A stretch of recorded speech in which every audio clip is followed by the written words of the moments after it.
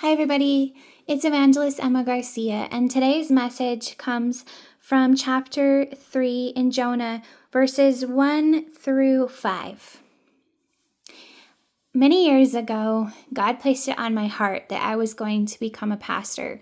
And to be honest, the responses that I got when I shared it with people that I was close with at the time weren't very good. And it can honestly discourage you when you listen to other people and their voices and when they tell you things that just aren't true. The enemy has a way of discouraging us and getting us to not listen. But there's different reasons why we just don't listen. Everybody has a different one. But Jonah is a good example of how God is so merciful, and he gives us grace, and he understands because he looks at our hearts. He doesn't look at the outward appearance. He doesn't just look at our disobedience. He tests our hearts, and he looks at our hearts, and he goes, well, and he brings it back around again.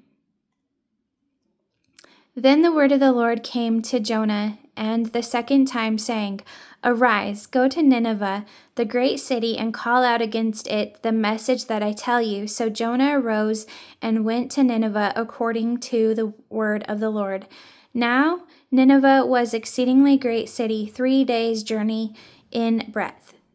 Jonah began to go into the city, going a day's journey, and he called out, Yet 40 days, and Nineveh shall be overthrown. And the people of Nineveh believed God. They called for a fast and put on sackcloth, from the greatest of them to the least of them. You know, we're not always everybody's cup of tea, but if God chooses us, that's it. He says you, and he gives you a yes.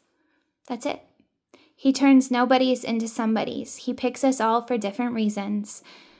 Sometimes it might be a woman. Sometimes it might be a man. Sometimes it might be a child. Tall, fat, short, small. It doesn't matter. Not even age. God chooses you, and that's it. Not anybody can stop it. Not anybody can change it. The door, you belong to God. So just step through the door that he's calling you through. He'll bring it back around. He is a gracious God. And in the Bible, it talks about how God laughs. And I think sometimes he just knows we're going to be disobedient, and we're going to test it, and we're going to run from it until. But he is a patient God. He is slow to anger, and he loves you, and he will never, ever leave you. And there's nothing, not even going on a ship and being in the belly of a whale, will ever stop God from loving you. I pray you have a beautiful day.